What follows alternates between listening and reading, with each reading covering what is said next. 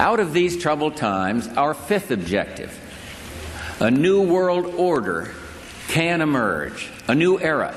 We have before us the opportunity to forge for ourselves and for future generations a new world order, a world where the rule of law, not the law of the jungle, governs the conduct of nations.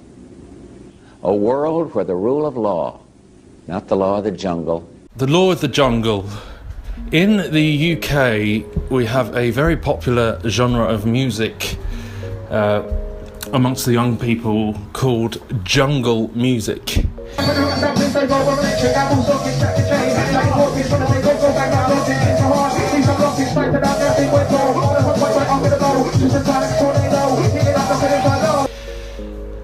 Now, in the terms of the agenda, the Order of the Barbarians wanted to turn poor districts into the law of the jungle, which means the survival of the fittest, aka chaos, order out of chaos.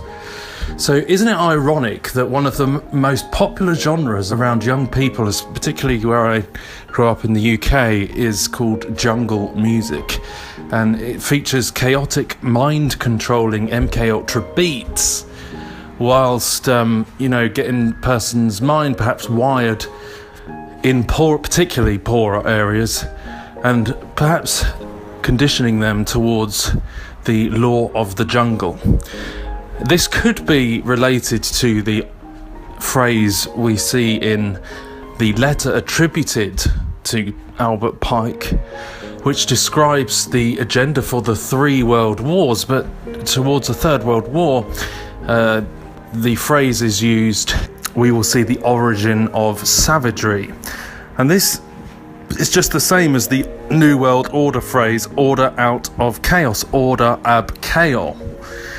The New World Order rising out of chaos, the origin of savagery.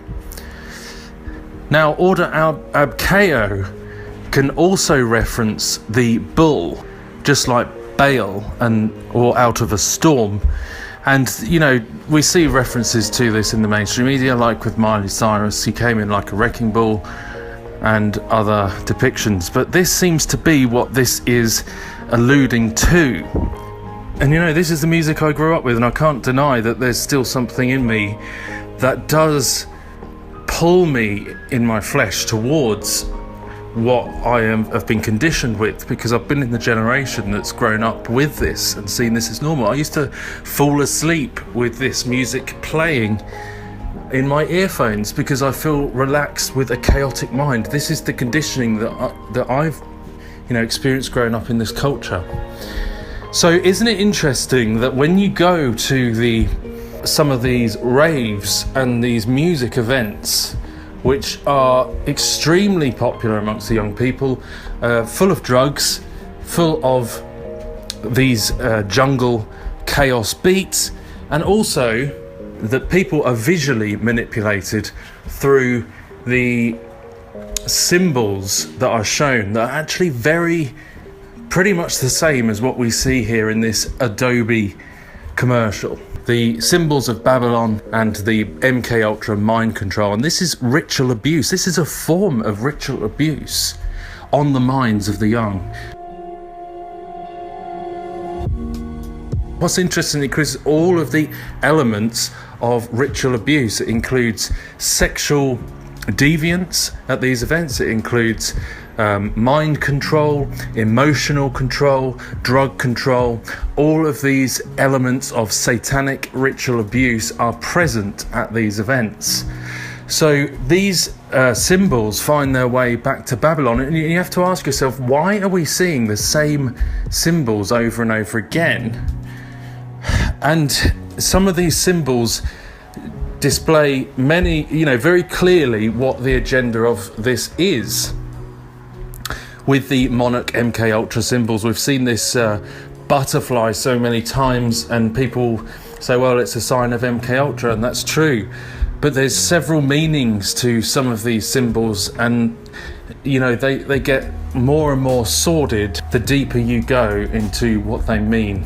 And this all has its roots in the cult of Diana, with the prostitution and the drug insertion. The Hollywood was actually a stick which was used to, watch if you've got kids around, but to use the stick to put the drugs into the person, usually on the back end in the rectum. And these are the elements that make for this satanic mind control, which is so accepted now and partook in various forms, with the sacrifice of the innocent, because most people don't know what they're doing there. The triangle is also a symbol to represent the back passage, with the eye in the position of the behind of a person. That's how that's how awful this is. It's talking about sodomy, sodomy agenda, and on another level, the triangle is also a symbol. So I've read recently, on top of the kidney,